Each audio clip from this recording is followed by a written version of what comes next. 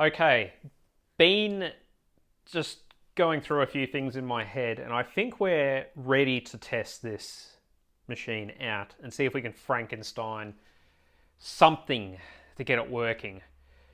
Now, I've been going over the schematic, which I'll overlay on the screen at the moment, and I've got it on my laptop up here. There is apparently 14 volts that run this unit. Now, so according to the wiring diagram, that's this blue wire here, which is pin number 8. So that should be our supply voltage to run this thing. Now, there's a lot of 0 volt lines which don't make a lot of sense, and I'm not sure which one is which, and this is where this gets a little confusing, and we're going to have to try and work this out. So I guess for the supply voltage, we're looking for the main ground or neutral, not neutral, sorry, negative. And yeah, so this is what we're going to figure out first. So I'm just going to do a continuity test on some of these rails or wires and see if any of them go to ground. Where can I? So there's nothing there, nothing there, nothing there. Yeah, I've got nothing on any of those, but I do have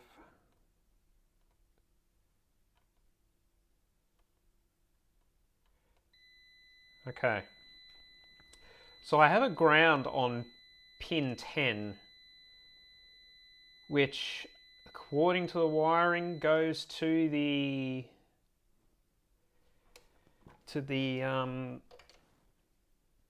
edge, the outside of this connector, which would make sense because that's usually the shield, which is the grounding. So that should be what we need to power this thing. I think. We're going to try. So, how are we going to do this? I am going to stick a couple of wires in. Like that. Just so we can sort of piggyback off the connector. Now, I've got my setup here. It's getting a little cramped, but we'll make this work. So I've got one of my lab power supplies. We're going to use this one because it's quiet, even though it's capable of putting out way more power than this thing could ever hope to use. So we'll let that warm up. Now, I think we're definitely going to current limit this because I don't know what the hell this is going to do, and there could be something wrong with this unit that we don't know about yet. So I'm going to just connect a couple of wires gingerly like that, and I think I got them right. Yep. Now, 14 volts apparently.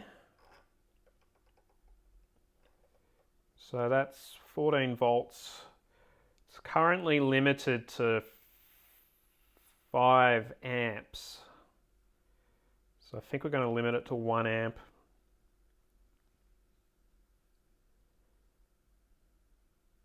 Yeah, 1 amp. It's got a 10 watt power limit, total power limit. And I guess we'll see what it does. Yeah? So, I think we've got everything. Sanity check. Not going to blow anything up. Screw it. Let's go for it. I think we can do it.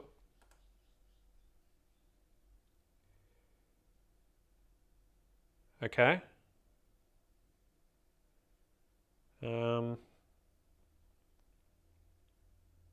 We've got power.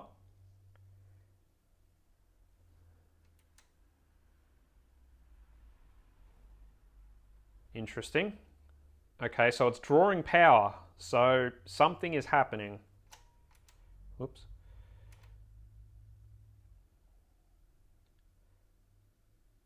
Zero, 0.3 amps at 5 watts. And there's no dead shorts or anything. It's running, like it's not trying to overload itself. Oh, interesting. We have an LED. Side A. Okay. It may actually be working. That would be... Ooh. Don't touch wires. Stay. Stay. Okay. What can we try?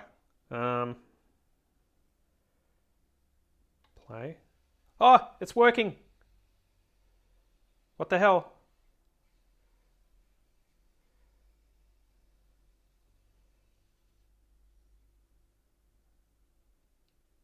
Okay, it moves. Wow. All right. Let's grab you off the stand. Let's play with this thing. So, yeah, about 5 watts. Just sitting here. Do we try the button? Does the gear work? Oh! Look at that! It works!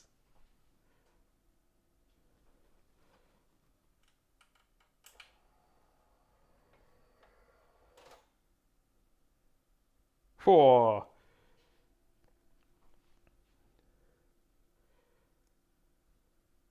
Okay.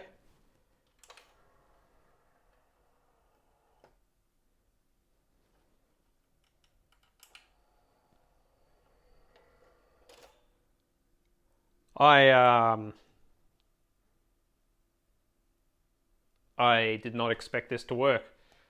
Hang on. I'm going to go grab a record quickly. Give me the rec. All right. Phew. Yeah, classic. All right. Ooh. So it's either going to chew this thing up or it's going to work. I have to try this. I have to try this. Let's grab you off the stand again.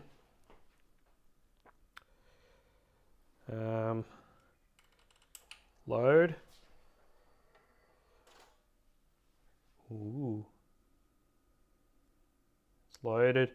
So one stylus didn't survive my stupidity. And I'll pay the price for that, unfortunately. But we have this stylus to still play with, so we can at least test half this machine. Play. What's it doing? Ooh.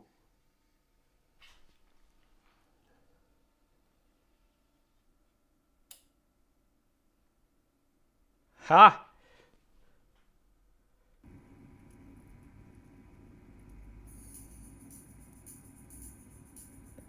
It's working! I can hear it!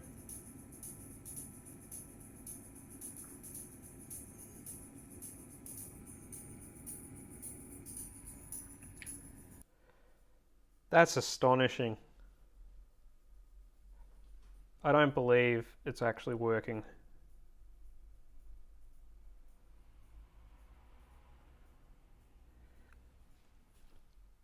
So what if try fast forward? Fast forward.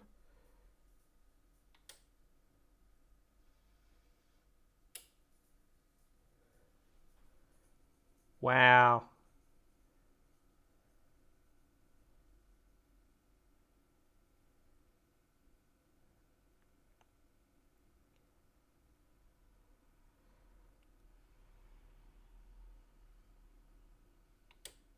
Fast forward again.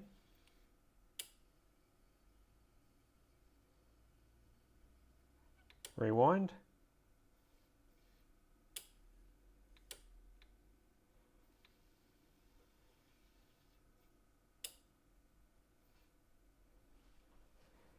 That is so cool.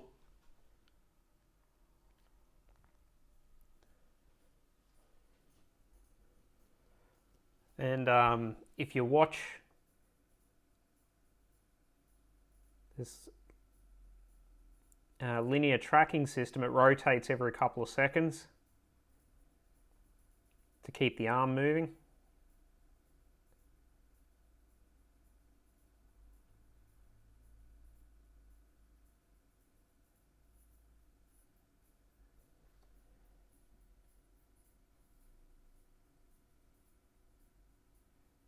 Very, very small increments. Very cool. Focus.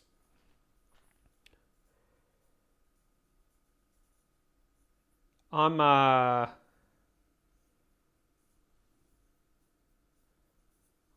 bit gobsmacked. I can't believe it's actually working.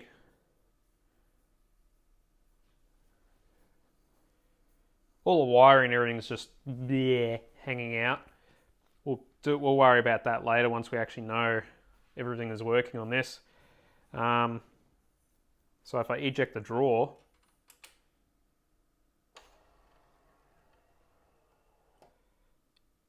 amazing.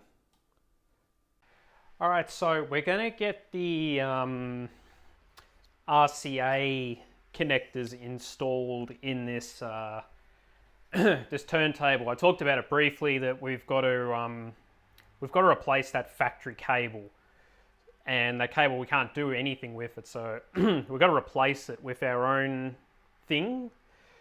So we're going to be fitting a couple of RCA connectors onto this back plate. Now, these ones I just got from the local electronics store, and they are...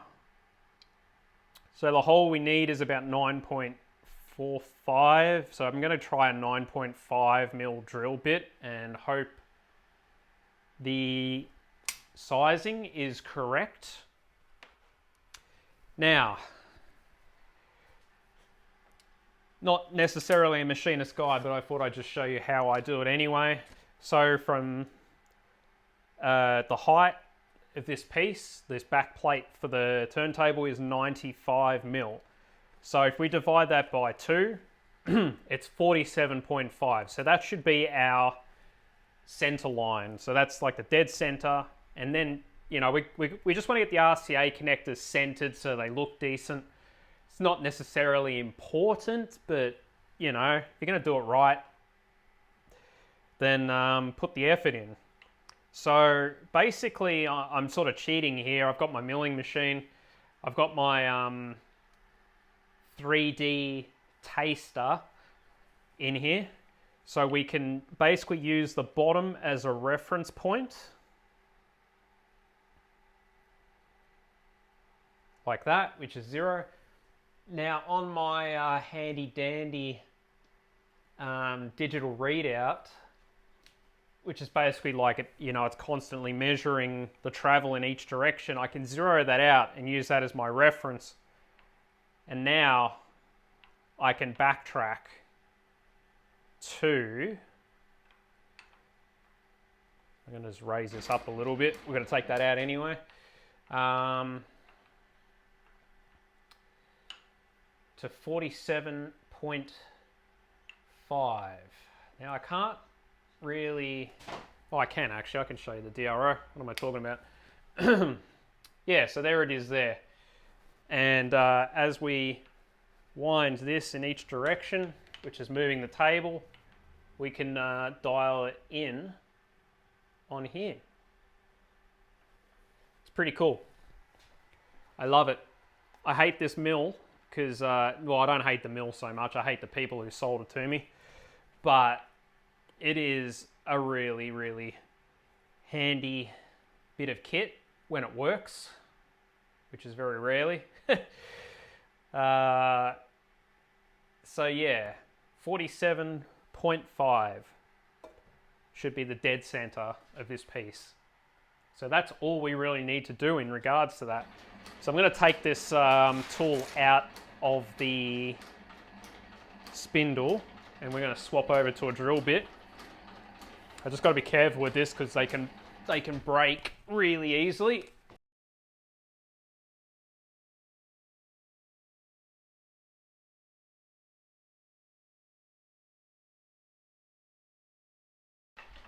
So I think we're going to go, there's no real reasoning behind this, just something that looks visually appealing even though it's on the back of it. I think we're going to go with about there though. So that should be, that's 40 mil in from this side, dead center, but obviously we've got to put 2 holes. So for that dead center point, I think we're going to offset in each direction by, say, what are we looking at here?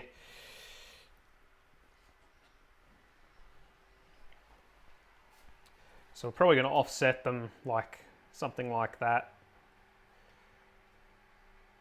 I think, which we're probably looking at what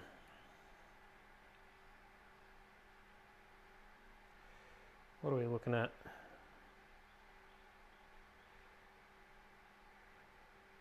$15 mil in each direction-ish.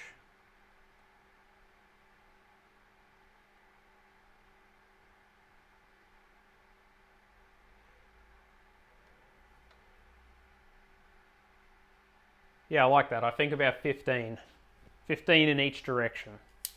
47.5 plus 15.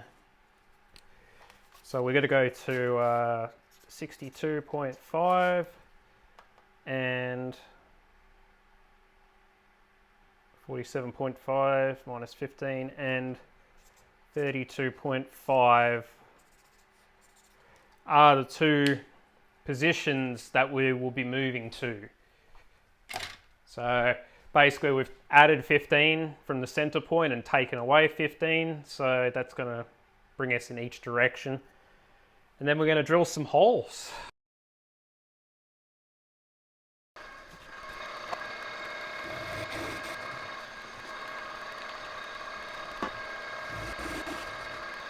That should be it, in theory.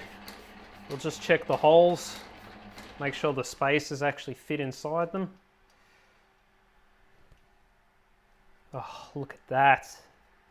Perfect fit.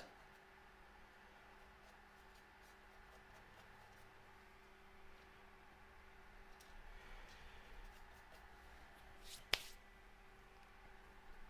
think we're all good. Cool. All right.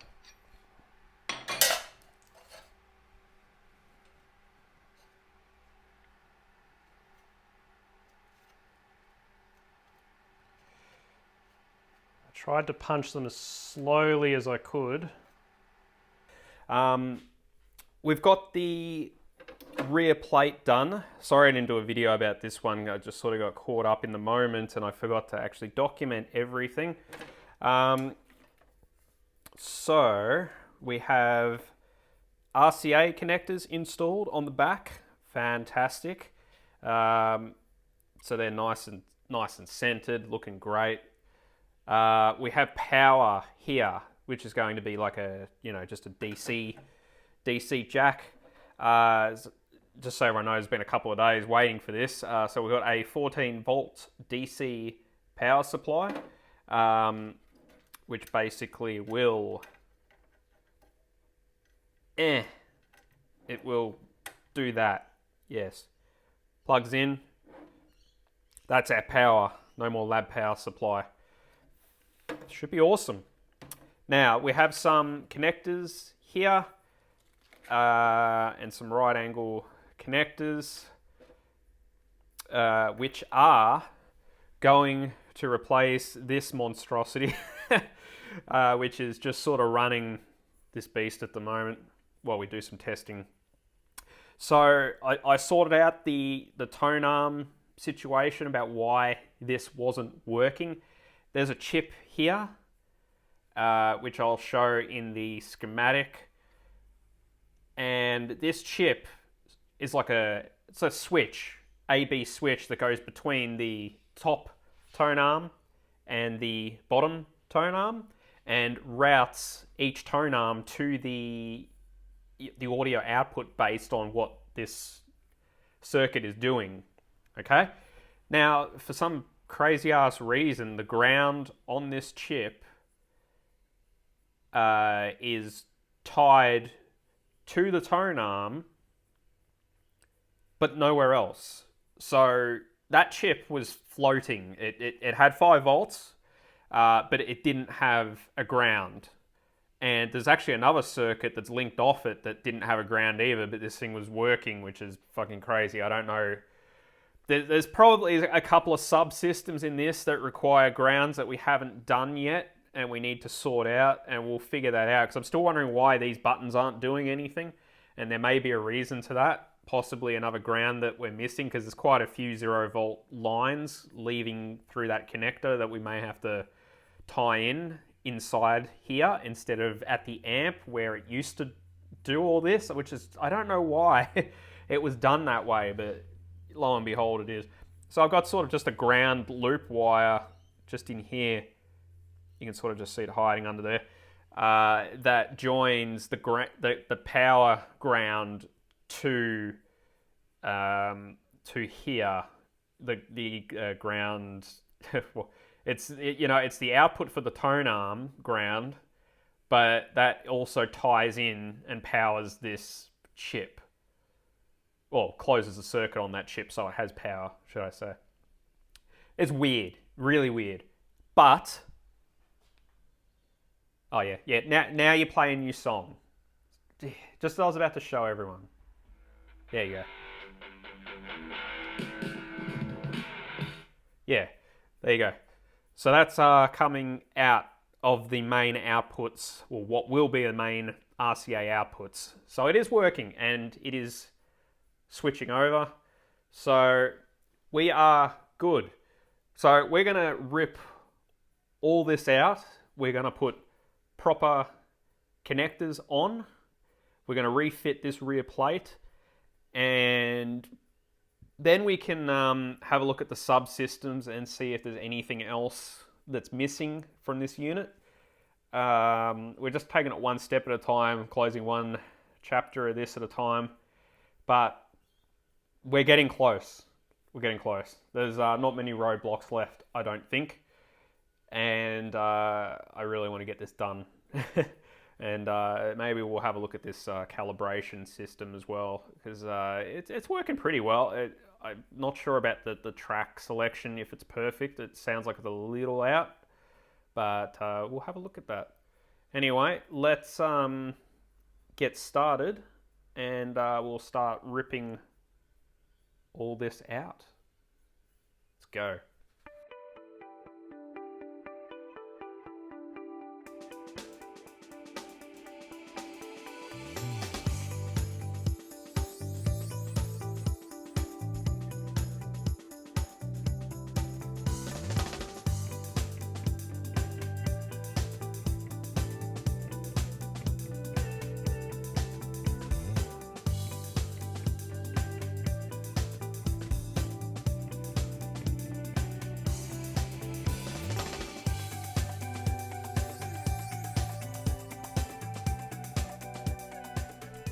All right, connectors are installed. Had to go on a bit of a weird angle just to clear some components that were on the board. It's not an ideal situation. I could have gone vertical, but the height is pretty tight also, as you can see by this capacitor, so it's probably not going to be ideal doing it that way either. So I made a call on that, and I think it'll work fine.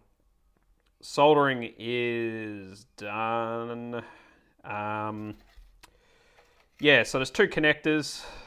I would have liked them to be different types, and I guess I could have done different types, but it doesn't really matter because I'll be the one assembling it, so if I screw it up, it's my fault. There's a link wire added in on the bottom, so that ties the ground for the main power coming in to the ground for the audio output and the tone arms, which also turns on that duplexing or multiplexing circuit to run to basically switch on that chip that runs the outputs of the audio. So we need that. I had a look at the schematic, and there was a few grounds. Well, they looked like grounds. I didn't know exactly what they were, and a 0.4 volt rail that were left in the middle here. And I was trying to work out what the hell they were, and I had a look in the schematic, as I'll overlay here, and it appears that they run some sort of a chip that interfaces with an external amplifier for tape recording, and it can sort of control the turntable remotely and trigger recording functions and a few different things. But they appear to all be outputs, so I'm glad I didn't just take a guess and short all those to ground, because we don't know what would have happened there. But there doesn't appear to be on the... I'm going to look at it a little bit closer, but there doesn't appear to be anything useful with those pins, and I'm still confused about those APMS buttons on the turntable. Maybe I just don't know how the hell to use it yet, so let's just leave this as is for now. We can continue on. We can come back to this if we have to for about the 5th time.